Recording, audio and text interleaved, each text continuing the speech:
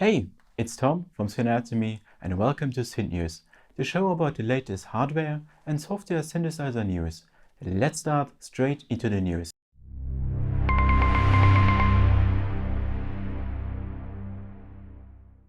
JJ Bird, now an a month, funny this means in Luxembourgish in a month, has published Factorsynth 3, a major update for its unique audio decomposition synthesizer, and it's a really unique synth. The concept relies on breaking audio samples into a set of elements using machine learning algorithms. Then it allows you to rearrange and remix them in different ways. A super unique and esoteric soft synth to me. The highlight of the new upgrade is that Factorsynth 3 not only comes with new features, but it is now also a VST plugin. So bye-bye Max for Life bubble, hello music production world. And as a Max for Life user, you can upgrade for a very affordable price. Big like for this release.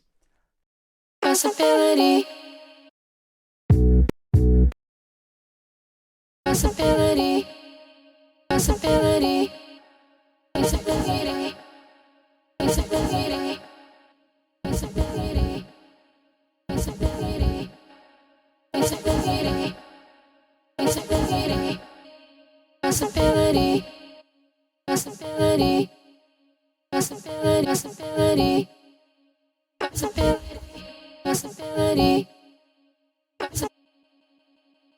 Possibility. Possibility. Possibility. Possibility. Possibility. Possibility. Possibility. Kodamo, known for their Essence FM Montserrat FM synthesizer, has announced that the MASK-1 synthesizer is now fully developed and in production. The official release is scheduled for end of March, more precisely the last day of the March. MASK-1 is a new multi-timbral 10-voice digital synthesizer powered by innovative bit mask synthesis, allowing users to divide a waveform into many segments and then rearrange it in new ones in different ways. The synth has tons of features, including a rich modulation engine, impressive multi-effects, 2 oscillators, multi-layers, and so on. Very eye-catching is the distinct button-based user interface. It doesn't look very intuitive in my opinion, but according to Kodamo, it's very simple and straightforward to use. I'm very excited about the synth because the sound demos are very convincing. I will also play it at Synthfest France 23 in April, so stay tuned. Let's stay in France. PolyKB III, the mighty software emulation of the rare RSF PolyKB by Xils-Lab, has also received a nice update. You can benefit from a new redesigned faster UI, Apple Silicon support, and you get it for a limited time for just €49. Deal or not? The third news comes from the United Kingdom. Finally, we have a new Minimonsta version. It has been a long time coming, but there's a major update available for the Minimonsta, Gforce Audio's popular and great sounding polyphonic Minimog emulation. Interesting for many, since the first version was available as a free download from Novation's Focusrite's plugin collective for a long time, and there's a lot of new stuff to discover. Yes, bye-bye interface from the Windows XP area, hello new design. Gforce gave the Minimonsta 2 a completely new interface, more beautiful, easier to use, scalable, in different colors and in HQ. There's also a new easy-to-use browser with text and lots of sounds. And yes, your sounds from Minimonsta 1 are also included and compatible. The engine of the Minimonsta 2 has also been fine-tuned and adapted to the capabilities of today's computers, logical, as the first version came out 10 years ago, so a time without M1 and so on. Yes, very, very long. And in the new Minimonsta, there's also a new alternative bass-preserving ladder filter that doesn't lose bass and volume with high resonance, like the original ladder filter. Then you can explore a new reverb with advanced controls and dial in subtle analog imperfections for more accurate authenticity using the new vintage control, also nice. Also, the programmable aftertouch and velocity got a good upgrade. All in all, a big, solid update that puts the Minimonsta back in focus for many musicians. Not a free update, but one that's worth considering the new features and sounds.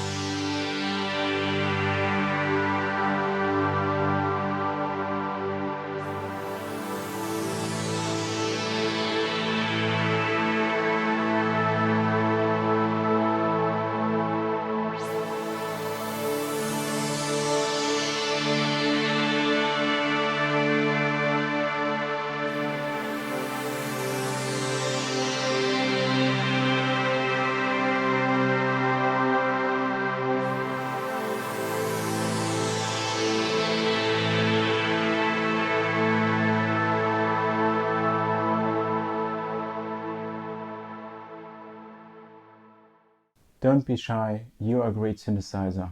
Oh, sorry, some synths needs more love. Cherry Audio also has something new. With the Mercury 6, the company has released an authentic software emulation of the Roland Jupiter 6. But it's more than just an emulation. 16 voices, 2 independent layers, a complete effects section, and much more. I think it's even the first Jupiter 6 emulation ever on the market. There's no Roland edition. It sounds great and authentic, and it's cool that there are still vintage synths that haven't been emulated.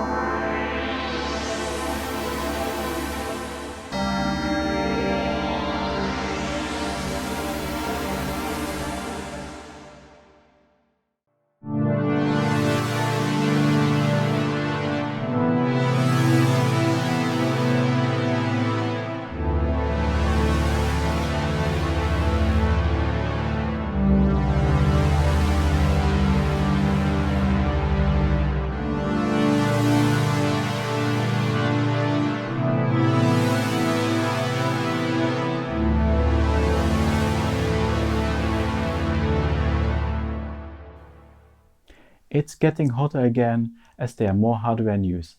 Last week the Chompi Club popped out of nowhere on the web. This is a new cute looking hardware sampler based on the Daisy platform. According to the developer, it was inspired by chill-out devices such as the Casio SK1. The Chompi Club has a very unique design, which is striking because of its cuteness and toyish character. It offers big buttons, big knobs, and a 2-octave keyboard made of clacky and mixed cherry switches. A lot of that contributes to this special design. It also has tiny elements that is reminiscent of a make noise device. On the engine side, it's built around a 1-button recording sampler with 7 voices and over 6 hours of recording time, a tape-style looper, and a multi-effects processor with granular, reverb, and delay algorithms. In addition, there are classic control elements of a sampler like start-stop and more. I often say that we need more hardware samplers. The Chompi Club gets a big like for me. It looks very lovely, it's hands-on, and is open source, which means the engine becomes bigger in the future. It's not on the market yet, but it puts a smile on my face already. A very fascinating instrument. It's coming soon to Kickstarter for $499 and later for $599. Not cheap, but still affordable.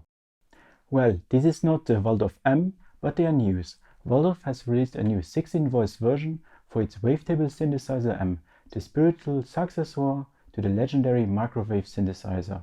Everything stays the same, only the voice have doubled.